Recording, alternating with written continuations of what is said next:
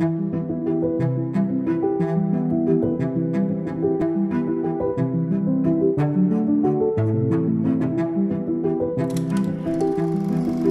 years after Peter and Johanna Voss started that first Sunbeam home, we're still able to see that the need for quality care in our community is in high demand.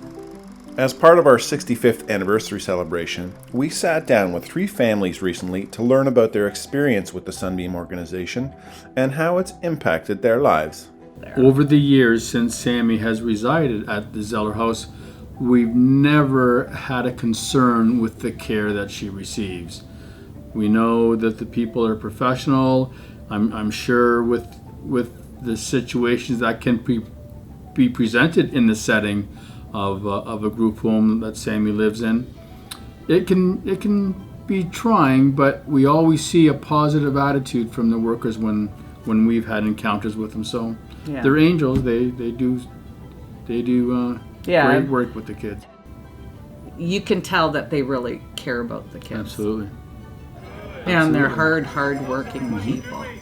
We're always happy if we can go over and just give her lunch on any given day and help them out so that they have a little bit more time for somebody else. While the wait to get Sammy into her home may have been a longer one, it shines a bright light on the care being provided in our community. When it comes to Sammy's best interest, we'll always advocate for her. Yeah, absolutely. And at Sunbeam, they're very good for advocating too, and they always bring us in. They don't leave us guessing. They always, if they're going to change medications, they want her to see a doctor for this, that, or the other thing, they always bring us into the conversation. We're never left out. It's great to watch Sammy happy and rocking out to High School Musical, and it's great to see this success story continue.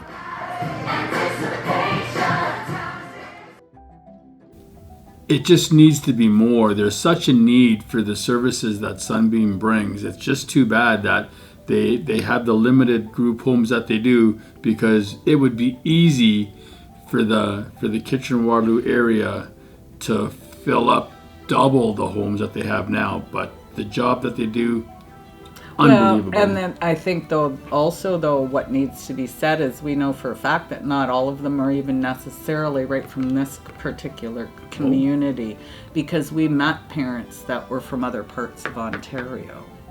And we share our stories with these other parents. They're at their wits' end because, they're still on a waiting list, and we share our experience with Sunbeam, and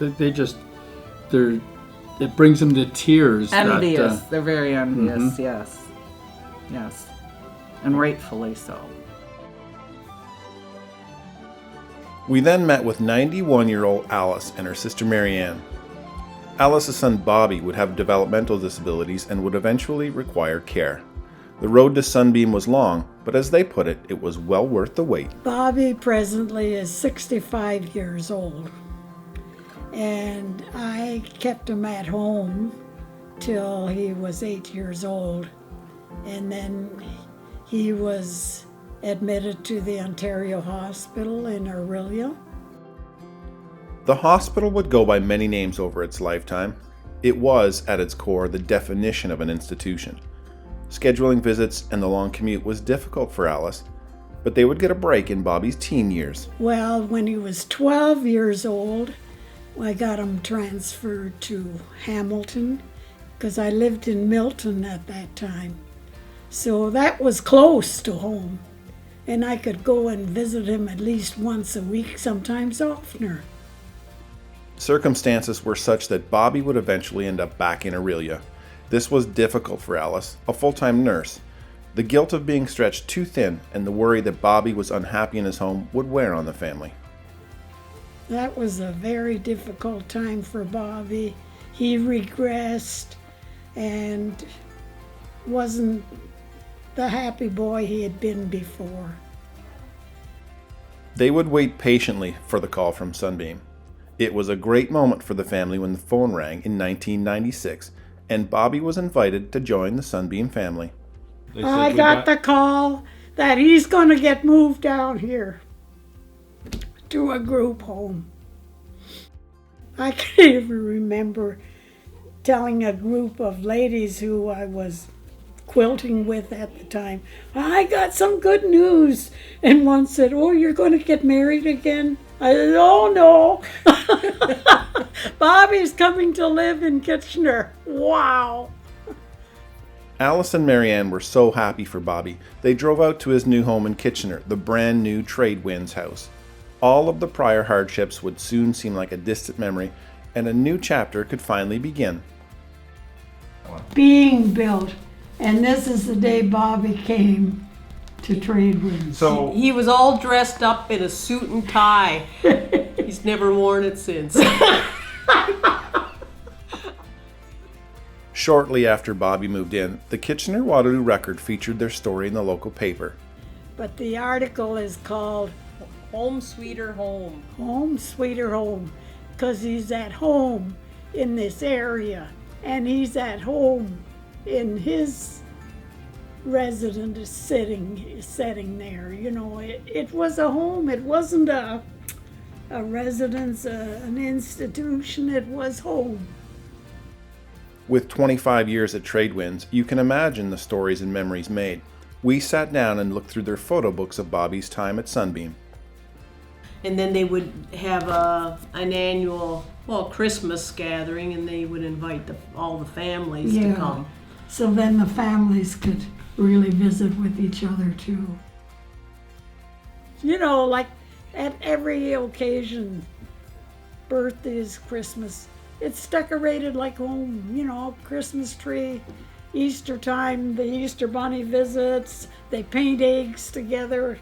They do all those things. Yeah. It's wonderful.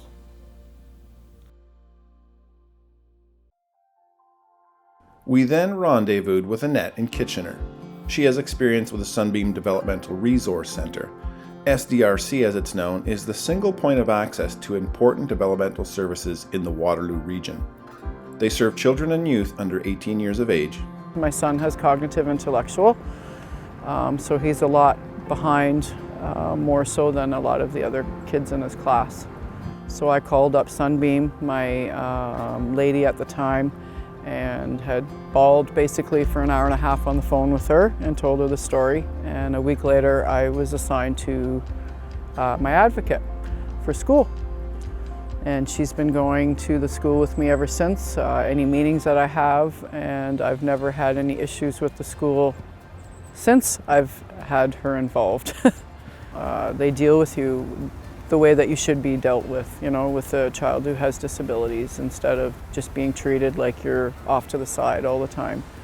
So I can imagine what they were like with other families, how much they've helped them and been there for them. And people who, I find families who have children with disabilities, they need that support, and that's what DCIRC is for. And I have nothing but good things to say about them. I would recommend them to anybody with a child who has a disability of any sorts. So after interviewing these three families, one has to wonder if it's possible that the secret to Sunbeam's success lay not only in the obvious, care and compassion, but also in their ability to simply pay attention to the needs of the families and to the needs of the persons served.